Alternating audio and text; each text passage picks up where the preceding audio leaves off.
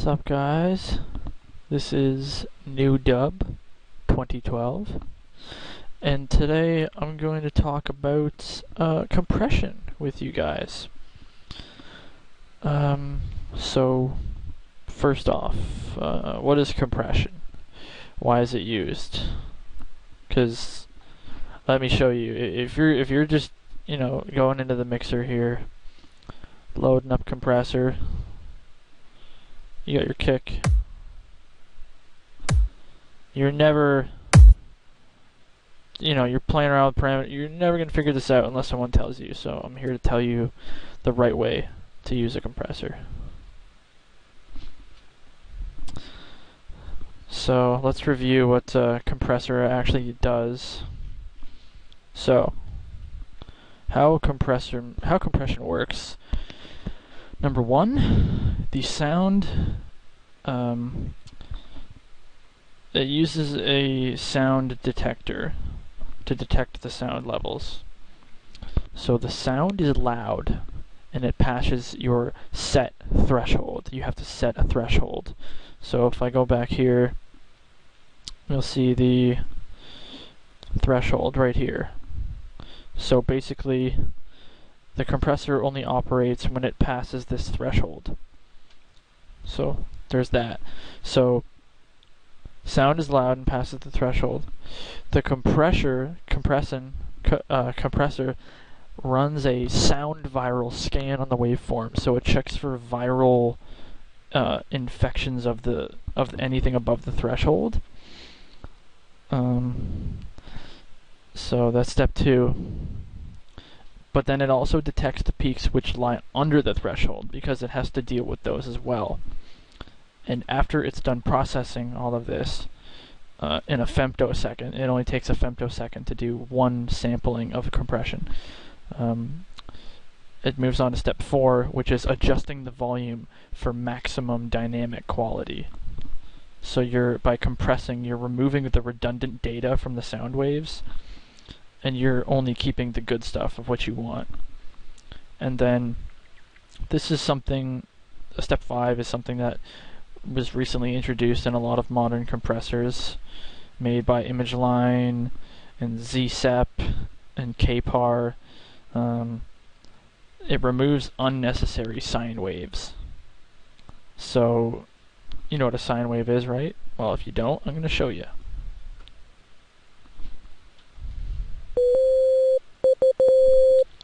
And to prove that it's a sine wave, gonna load up Wave Candy here, and I'll show you.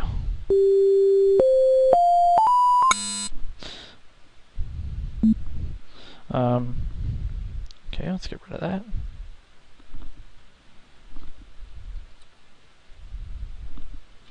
So let's get a good example of compression. So people like to use compression on vocal samples a lot to bring out their better qualities. So I'm gonna pick in a random one. DR, give me that. Got that gum. Run this. Sipping on that scissor. Sipping on that haterade. This is a classic. We getting paid. You drinking that? You trip? Yo, you feel me? Red bone chick. Here we go. Red bone chick. You hear when he says "bone." That's like a real peak for the compressor to deal with. So Red bone chick. Let's get that in there. So let's load that into channel 5. I did that by pressing Control L with this window highlighted. See, it moves it over. Oh, now I have redundant. Oh, whatever. Let's go to Fruity Compressor. So we're just gonna play a loop of this. Red bone. Red bone. Red bone. Red bone. Red bone. Red bone chick. Red bone chick. All right. Red bone chick. So I'm going to increase the gain. Red bone chick. Red bone chick. Red bone chick. Now I'm going to lower the threshold. Red bone chick. Red bone chick. And then once I move the ratio, red bone chick. Red bone chick. There you see it taking effect. Red bone chick. I'll explain ratio later. Red bone chick. Red bone chick. Red bone chick. Okay, so let's go back to my Word document here. Here's the parameters, and I've included how you actually say them as well. So we have the Attachee, which is here, which displays how much damage in hit points it does to the sound. It does a certain amount of hit points per femtosecond, which is measured right there. The decay, which is actually decay, is how many sound years of silence per femtosecond. So the release is measured in sound years. So, 138 to 3000 is sort of where you want to be, and that's sort of the sweet spot that I like. The radio is how much radio you can have per stall wave. So a lot of sound engineers these days have cranked this up to 30. This only goes up to 30, but people go way higher. Like they go way higher than this. You can see the effect it has on the dynamic quality. It really brings out the punch when you just raise it to 30 like that. And then we have the release, which is how many pounds of sound pounds per square audible inch, or SQAI, sorry. Let me go back here.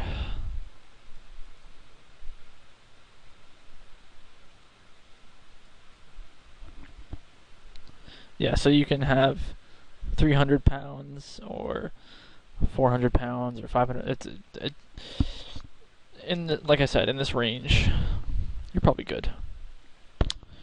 The Knee is the angle of the peak wave, which is subtracted reversely.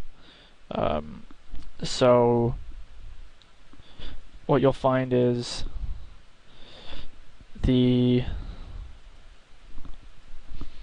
one doesn't actually have a knee. Let me load one that has a knee.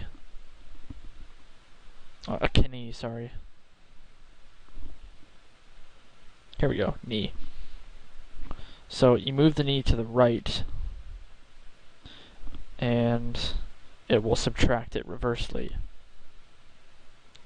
But if you move to the left, it'll add it subtractively.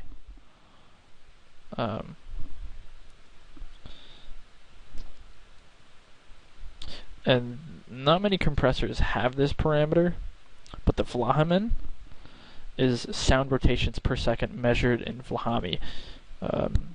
This parameter is actually born from the Hebrew language of Jihabi, and I think there's a sample that refers to this language. Play that again. Pop that pussy. I can't find it at the moment, but I'm sure I have it somewhere. So next we're going to move on to some good compression combos. So we have Fruity Compressor plus Fruity Reverb. Let's try that out. So let's go to a new project here. Gonna load up FL Keys.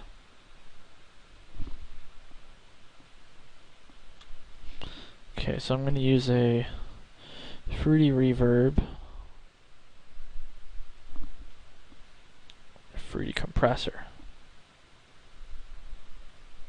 Now, in the interest of time, I'm going to right-click this here and hit Brick Wall, just to automatically adjust the settings to what we need. So let's play.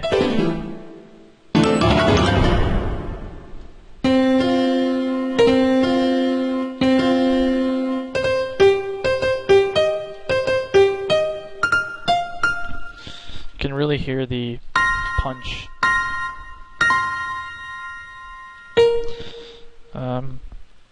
Now I can adjust the gain.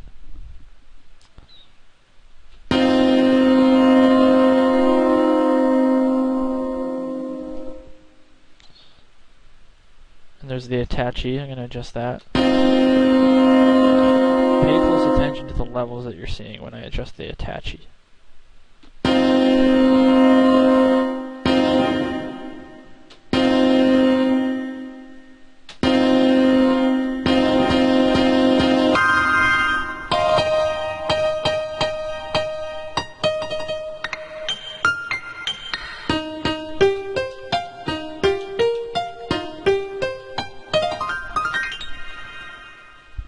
See, it gives it a very nice dynamic quality.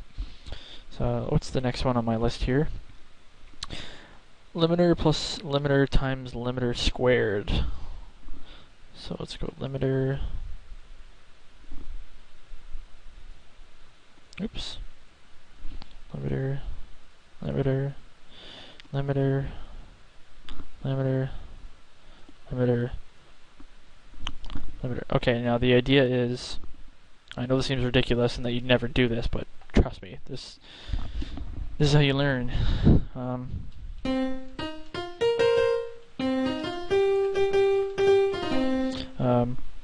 I'm going to adjust the gain on all of these.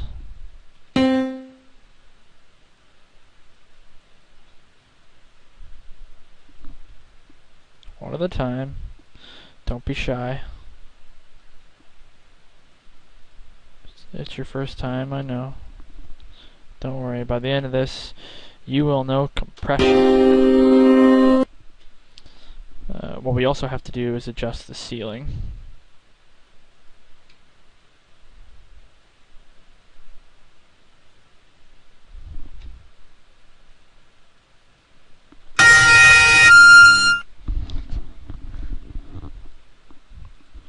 So,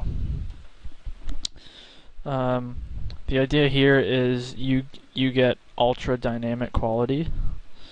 So you'll hear that.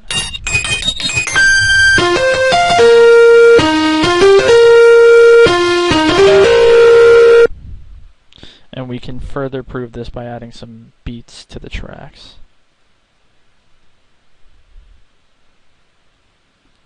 I'm going to add a simple melody here.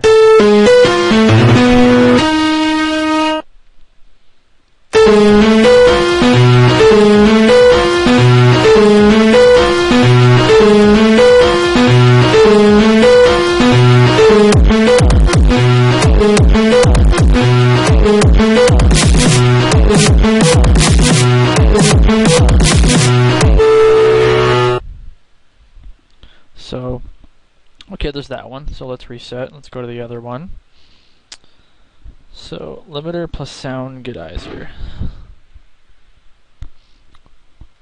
Now, here's an interesting trick that only a few of the top sound engineers know about. You put limiter, and then you load 4 sound goodizers. I'll explain that in a second.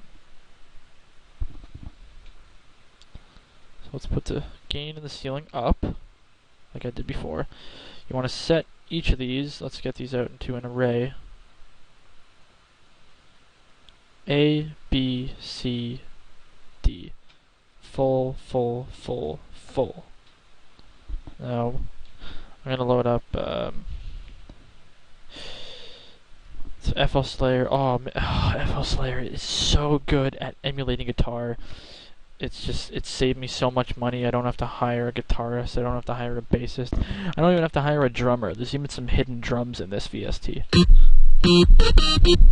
Like, watch this. I'll play a quick solo.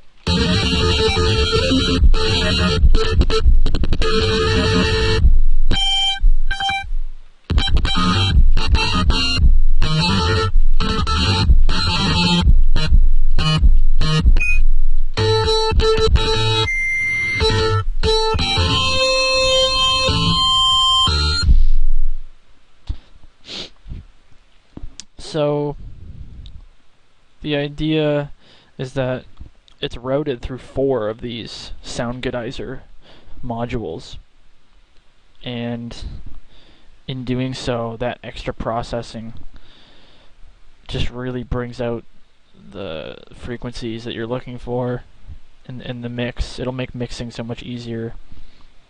And I know this doesn't seem like there's compression going on, but Sound Goodizer has a compressor built into it. So you're using 4.